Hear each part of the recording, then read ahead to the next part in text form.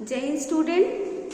बच्चों, आज की हिंदी की कक्षा में हम हिंदी साहित्य के अंतर्गत जिस पाठ का अध्ययन करने जा रहे हैं उसका नाम है चंद्र गहना से लौटती बेर। तो इससे पहले कि मैं शुरुआत करूं बच्चों, मैं आपको बता देना चाहती हूँ, थोड़ा सा कवि परिचय हम जानेंगे, किसने ये कविता लिखी है और उनके जीवन के बारे में हम थोड़ा सा जानेंगे। तो इसके कवि है बेटा केदारनाथ अग्रवाल जी। संक्षेप में इनके जीवन के बारे में जानेंगे। ठीक है बेटा, इनका जन्म हुआ था उत्तर प्रदेश के बांदा जिले में कमासी नामक एक गांव था, वहां पे इनका जन्म हुआ था। ठीक है, इनके बारे में ये प्रचलित है कि ये प्रगतिवादी, हिंदी साहित्य में आधुनिक काल के अंतर्गत ये प्रगतिवादी युग के कवि थे। और इनके लेखन का जो विषय था बेटा, लेखन के विषय में ये ज्यादातर, एक तो ये प्रकृति को बहुत अच्छे से, जो कविता हम लोग पढ़ने जा रहे हैं चंद्र गहना से लौटती बेर, इसमें इन्होंने प्रकृति चित्रण किया है और इसके साथ ही साथ ये आम मनुष्यों के संघर्ष को भी बहुत अच्छे से उकेरते हैं। ठीक है, और इनकी मृत्यु के विषय में अगर हम जानेंगे तो इनकी मृत्यु हुई थी सन 2000 में। अब हम आते हैं कविता पर चंद्र गहना से लौटती बेर। चंद्र गहना से लौटती बेर कविता का सार अगर हम जाने, इसका भावार्थ अगर हम जाने बेटा, तो इस कविता में कवि ने प्रकृति का मनमोहक चित्रण किया है। प्रकृति का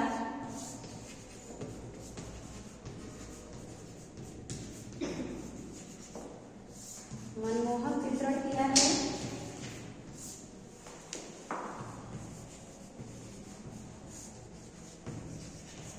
ठीक है, आधुनिक काल के प्रगतिवादी युग के ये कवि थे, तो इन्होंने क्या किया बेटा, ज्यादातर ये ऐसे शब्दों का चयन किए हैं जो आम आदमी से जुड़ा हुआ, यानी कि आम लोगों को भी वो अच्छे से समझ में आए। किसी क्लिष्ट शब्दों का ज्यादा उन्होंने प्रयोग नहीं किया है।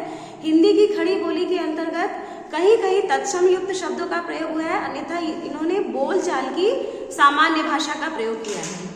ठीक है, ये कह रहे हैं कि चंद्र गहना नामक एक स्थान है, चंद्र गहना नामक एक गाँव है, वहां से कवि लौट रहे हैं और लौटते समय खेत की एक मेड़ पर बैठे हैं और खेत की एक मेड़ पर बैठे हुए वे पूरे प्राकृतिक सौंदर्य को निहार रहे हैं। कवि ने प्रकृति प्रदत्त, मैंने आपको अलंकारों के बारे में बताया है, तो इसमें कवि ने क्या किया है, जो भी प्रकृति की प्रदत्त चीजें होती हैं, जो भी प्राकृतिक उपादान होते हैं, जैसे तीसी का, जैसे चने का पौधा, अलसी, इन सब का कवि ने मानवीकरण किया है। चंद्र गहना नामक गांव से लौट रहे हैं और एक खेत की मेड़ पर बैठ करके वो चंद्र गहना नामक जो गांव था उसके आसपास का जो हरा भरा वातावरण है, खेत है, उन सब का वर्णन कर रहे हैं। विस्तार से इसकी चर्चा बच्चों हम कक्षा के दौरान करेंगे। फिलहाल आप देख लीजिए इस कविता के कुछ कठिन शब्दों के अर्थ।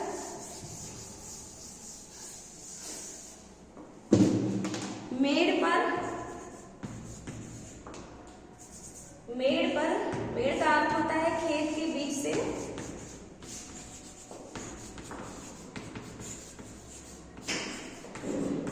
सकरा रास्ता,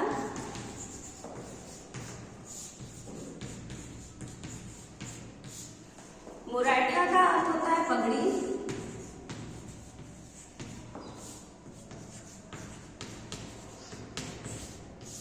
बीता। ठीक है, एक बीते के बराबर कविता में प्रसंग आया है, तो बीता का अर्थ होता है अंगूठे से लेकर के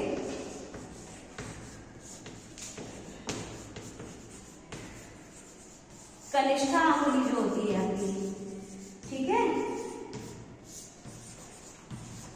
बराबर भाग।